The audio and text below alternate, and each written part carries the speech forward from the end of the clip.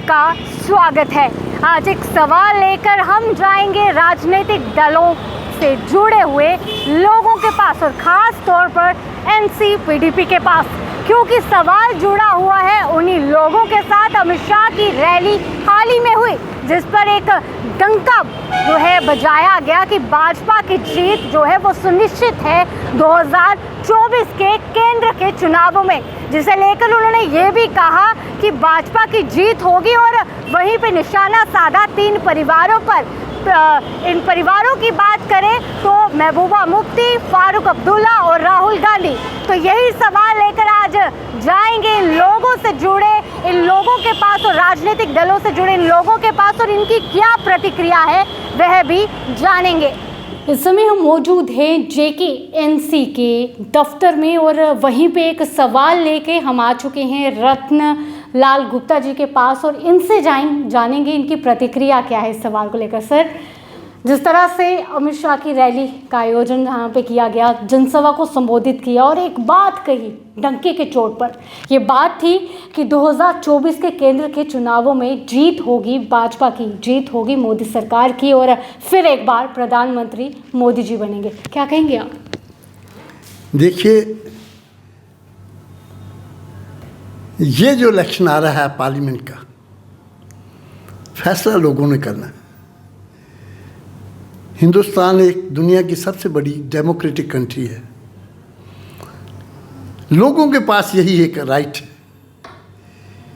इन्होंने जो पिछले 9 साल में किया है, इनकी परफॉर्मेंस जो है, जो मुल्क के हालात हैं, और ख़ासकर जम्मू कश्मीर के अंदर इन्होंने कहा है, तो मैं जम्मू कश्मीर से भी की बात भी करूँगा कि जो जम्मू कश्मीर के अंदर इन्होंने किया है, लोग असेसमेंट करेंगे और देखेंगे कि क्या इनकी परफॉर्मेंस ठीक है या नहीं। मैं समझता हूँ कि शायद अमित शाह जी लोगों की नब्ज़ अभी पहचान नहीं सके। इस वक्त जम्मू कश्मीर के अंदर जो हालात बने हुए हैं और लोगों की जो पोजीशन है, जो लोग अपने आप को ठगा हुआ महसूस कर रहे हैं पिछली इलेक्शनों में, मैं समझता हूँ कि उसका वो ज़रूर बदला लेंगे। और मैं समझता हूँ कि ये जो कह के गए हैं कि साहब हम यहाँ 4 सीटें जीत के जाएंगे, मुझे उम्मीद नहीं है कि 1 सीट भी निकाल पाए। इनकी परफॉर्मेंस जम्मू कश्मीर के अंदर बिल्कुल तो नील के बराबर है।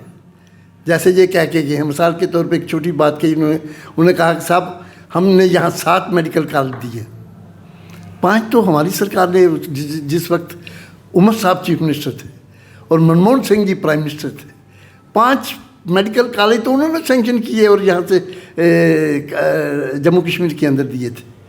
तो इस किस्म की बातें करके ground realities are together different. जो ये कह रहे हैं कि हमने ये तरक्की की है, वो करी, जो पानी तक महज दे नहीं सके, शुद्ध पानी जो है, आज भी हमारी कंडी बेल्ट जो है, सांबा की, कठुआ की, जम्मू की, पानी के लिए एक एक बूंद के लिए तरस रही है। बिजली की हालत आपके सामने है। हमारे जो बाकी जो लोग हैं, डेली वेजर की हालत देखिए आपके सामने, सड़कों पे बेचारे पिछले 2 साल से रगड़ा खा रहे हैं। सर, और इन्होंने परिवारों पर निशाना साधा। सबसे बड़ी बात इस रैली के दौरान 3 परिवारों का नाम उन्होंने लिया, फारूक जी, महबूबा मुफ्ती जी, राहुल गांधी। क्या कहेंगे? बदकिस्मती है कि इन 3 परिवारों का इन्होंने इतिहास नहीं देखा। ये क्या जानते हैं कि अब्दुल्ला परिवार ने जम्मू कश्मीर के लिए क्या किया।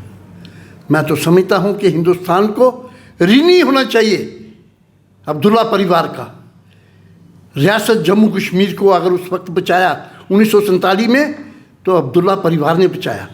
जनाब हमारे शेख साहब जो थे, उन्होंने बचाया। उन्होंने 2 नेशन की थ्योरी ठुकरा के रख दी और जम्मू कश्मीर को इस महात्मा गांधी के और जवाहरलाल नेहरू के जो हिंदुस्तान था उसके साथ जोड़ना पसंद किया। ये अब्दुल्ला ख़ानदान की जो हिस्ट्री है, इतिहास है, जिन्होंने इतनी कुर्बानियाँ दे के 22 साल उन्होंने जेलों में काटे। किस लिए? इसी डेमोक्रेसी के लिए। और जम्मू कश्मीर को हिंदुस्तान के साथ मिलाया। वो समझते थे ये बापू का देश जो है ये सेकुलर देश होगा, इसलिए उसके साथ मिलाया।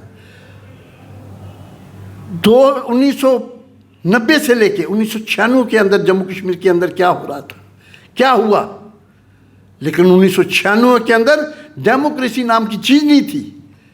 फारूक अब्दुल्ला ने सिर पे कफन बांध के अपने साथियों को कहा आप भी मैदान में उतरिए और जो डेमोक्रेसी जम्मू कश्मीर के अंदर ख़त्म हो चुकी है उसको रेस्टोर करें, बहाल करें। तभी इलेक्शन यहाँ हुआ।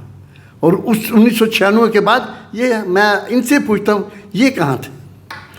अमित शाह साहब कहाँ थे? बताना चाहिए ना उनको कि जम्मू कश्मीर के लिए उस 1990 और 1996 के बाद इनका क्या रोल रहा है। और हम कहते हैं कि हमारे हज़ारों जो कारकुन थे वो शहीद हुए जम्मू कश्मीर के अंदर। हमारा स्पीकर, हमारे मिनिस्टर, हमारे डिस्ट्रिक्ट प्रेसिडेंट, हमारे ब्लॉक प्रेसिडेंट्स और सैकड़ों कारकुन हमारे जम्मू कश्मीर से शहीद हुए, इसी दौरान हुए। आज जम्मू कश्मीर की नेशनल कॉन्फ्रेंस और अब्दुल्ला परिवार पे उंगली उठाने वाले, उनको समझ लेना चाहिए कि वो गलत है। फिर बात करिए आप कांग्रेस की या पीडीपी की। पीडीपी के साथ तो आपने हाथ मिलाया है। आपने 2014 से लेके 2018 तक किसके साथ हुकूमत की? यहाँ पे कौन थे? उंगली पकड़ के बीजेपी को अगर जम्मू कश्मीर के अंदर लाया तो ये मुफ्ती परिवार था। आपको तो उनका शुक्रिया अदा करना चाहिए, वरना लखनपुर से पहले तो आपको यहाँ आने कौन देता था? कब आपकी हुकूमत बनी और कितने लोग थे आप? पार्लियामेंट हमारी असेंबली के अंदर कितने थे आप? तो हमारा कहने का मकसद ये है कि ये उंगली उठाना छोड़ दीजिए, हकीकत देखिए, इतिहास पढ़िए कि जम्मू कश्मीर का इतिहास जम्मू नेशनल कॉन्फ्रेंस और नेशनल कॉन्फ्रेंस की लीडरशिप और अब्दुल्ला परिवार के अलावा अधूरा रहेगा।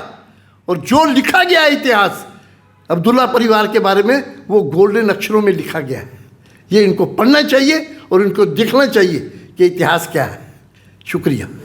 तो इस समय हम मौजूद हैं पीडीपी के दफ्तर गांधीनगर में और हमारे साथ मौजूद हैं पीडीपी के कार्यकर्ता वीरेंद्र सिंह सोनू जी और इनसे कुछ सवाल पूछते हैं।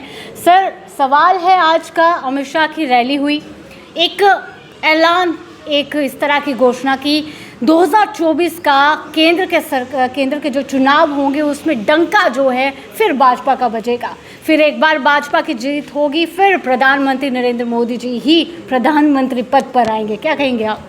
देखिए, ऐसे है कि जो रैली भारतीय जनता पार्टी के द्वारा अपना यहाँ की गई, जिसमें माननीय अमित शाह साहब ने उसको संबोधन किया, पहली बात तो रैली ही अपने आप में फ्लॉप होगी। इन्होंने कहा था कि 50,000 आदमी आएंगे, वहाँ 5,000 भी लगभग लोग नहीं आ सके। सबसे पहले तो रैली फ्लॉप है।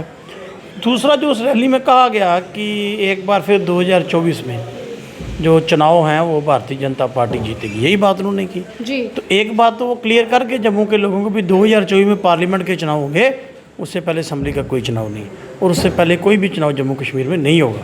तो यही तो हम कहते थे भाई, आप पार्लियामेंट का चुनाव कराना चाहते हैं अपनी लूट खसूट जम्मू कश्मीर के में करने के लिए, लेकिन जम्मू कश्मीर के लोगों को जो उनका फंडामेंटल राइट है वो नहीं देना चाहते। हमें आज़ादी नहीं है अपना एमएलए बना सके, हमें आज़ादी नहीं है अपनी असम्बली बना सकें, हमारे मसलों का हल हो सके, लेकिन जो वो दावा यहाँ कर गए हैं वो खाली कुर्सियों से वो बात करके गए हैं, जम्मू की जनता से नहीं, क्योंकि जम्मू की जनता ने जवाब उनको दे दिया था। अब वो समझ चुके होंगे तो उनको पता होगा कि जम्मू की जनता का जवाब आ चुका है, तो खाली कुर्सियों के साथ वो बात करके गए हैं। जिस तरह से उनकी रैली में कुर्सियाँ खाली रही हैं, इस तरह 2024 में उनके कैंडिडेट जो हैं वो भी खाली ही निकलेंगे। भारतीय जनता पार्टी को कोई वोट करने वाला नहीं है। सर, निशाना साधा गया 3 परिवारों पे, महबूबा मुफ्ती, फारूक अब्दुल्ला, राहुल गांधी। कहा गया कि इन लोगों ने यहाँ पे जम्मू कश्मीर में राज किया और यहाँ की जनता को बेवकूफ़ बनाया। क्या कहेंगे आप? देखिए, अगर वो गाली देने के लिए आए थे तो दिल्ली से जम्मू आने की ज़रूरत क्या थी? सर, करोड़ों रुपया क्यों खर्च क्यों करना था? वो दिल्ली में बैठ के ही गाली दे सकते थे। बाकी भाई 10 साल से तो राज संघ परिवार और भारतीय जनता पार्टी जम्मू में कर रही है। ये आप बात समझिए ना कि पिछले 10 सालों से राज कौन कर रहा है? 10 सालों से राज तो ये लोग कर रहे हैं। तो अगर ये लोग राज कर रहे हैं तो आज ये बताएं ना कि इन्होंने पिछले 5 सालों में सबसे जो एलजी एडमिनिस्ट्रेशन यहाँ पर लागू है, इन्होंने जम्मू कश्मीर के लोगों के साथ क्या किया?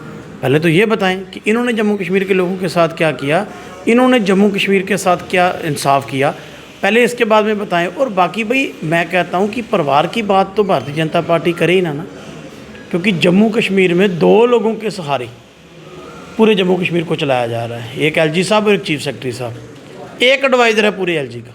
अब मुझे नहीं मालूम उनको किस प्रवाह से डायरेक्शन आती है, अब वो क्या करना चाहते हैं क्या नहीं। अब जम्मू कश्मीर के लोग बेहाल हैं। जम्मू कश्मीर में डेमोक्रेसी नाम की चीज़ नहीं, जहाँ बाबू तंत्र है, जहाँ ब्यूरोक्रेसी का राज है। तो पहले इसके ऊपर बात करें, और वैसे में हमने तो उम्मीद थी शायद अमित शाह साहब आए हैं तो वो बात करेंगे जम्मू के लोगों की, या जम्मू को कोई नई सौगात दे के जाएंगे, या जम्मू को कोई नया पैकेज दे के जाएंगे। वो तो आए और आके तो वही पुरानी किसी भी बातें करके चले गए। तो आज जम्मू कश्मीर जो है वो अमित शाह जी की रैली को वो तो फ्लॉप हो गई, लेकिन आने वाले दिन भारतीय जनता पार्टी को फ्लॉप करेंगे। सर, एक अंतिम सवाल आपसे पूछना चाहूँगी कि 9 साल के कार्यकाल को बार बार गिनाया जा रहा है, क्या ज़रूरत है इसकी? देखिए, मैंने पहले भी बहुत दफ़ा कहा है, आज भी कहता हूँ, अगर कुछ किया हो तो बताने की ज़रूरत नहीं पड़ती है। कल गर्मी थी, आज मौसम अच्छा है। आपने किसी को कहा आप मुझे मचा, या किसी ने को प्रेस कॉन्फ्रेंस करके कहा कि आज गर्मी नहीं है। ये चीज़ें जो हैं अगर आपने कुछ किया तो सामने आएंगी। इन्होंने किया ही कुछ नहीं है इन 9 सालों में। मैं पिछले 5 सालों की अगर बात करूं, मैं पूछना चाहता हूं पिछले 5 सालों से मुझे बताइए कि आपने किया क्या है। आपने जम्मू में कितने कॉलेज और यूनिवर्सिटीज़ बनाई हैं? आपने जम्मू का कारोबार शराब का जो भारतीय जनता पार्टी के लोग करते थे वो बाहर को दे दिया। आपने रिसोर्स और मिनरल बेच दिया, आपकी नौकरी हमारी बेच दी, आपने ज़मीन हमारी बेच दी, आपने रेत बजरी का काला कारोबार, liquor mafia, land mafia Jammu में लाया। ये आपकी देन है। आपने पिछले 9 सालों में किया क्या? आपने कहा था 2 करोड़ नौकरियां हर साल देश के नौजवानों को देंगे, वो दी। 15 लाख रुपए हर एक अकाउंट में आना था, वो दिया। तेल डीजल की कीमतें कम करनी थी, वो थी। काला धन विदेश से वापस लाना था। ऐसे बहुत सारी बातें हैं। बेरोजगारों के जो विकलांगों की पेंशन आपने बंद कर दी, विधवाओं की पेंशन आपने बंद कर दी, बेरोजगार बुजुर्गों की पेंशन आपने बंद कर दी। मुझे आपने किया क्या? और तो और जो राशन मिलता था, आपने राशन का कटमेंट जहाँ पे कर दी, राशन देना बंद कर दिया। तो ये सरकार हर मुहाज पर फेल है। 9 साल बेमिसाल नहीं है, 9 साल जनता बेहाल, ये हमारा नारा है। तो भारतीय जनता पार्टी को लोग अब आने वाले टाइम में ज़रूर बताएंगे कि आपने 9 सालों में क्या किया है। तो आपने देखा कि एक सवाल लेकर हम गए थे एनसी और पीडीपी के दफ्तर में, और क्या कहना है उन कार्यकर्ताओं का वह भी हमने आपको बताया। पर आपका क्या सोचना है? क्या 2024 के पार्लियामेंट इलेक्शन में भाजपा की जीत है? क्या मोदी सरकार फिर एक बार डंका बजाएगी? आपकी राय ज़रूरी है, तो कमेंट सेक्शन में जाइए और अपनी राय ज़रूर साझा करिएगा। वीडियो जर्नलिस्ट कमल सिंह के साथ मैं Arsha Vasudev, the news now Jammu.